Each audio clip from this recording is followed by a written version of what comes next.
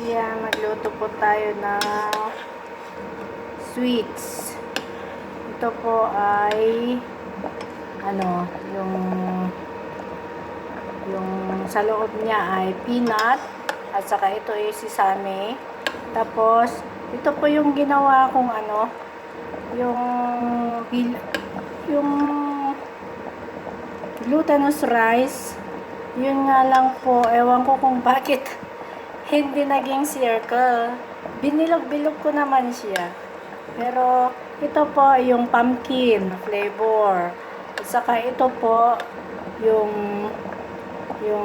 purple na sweet potato.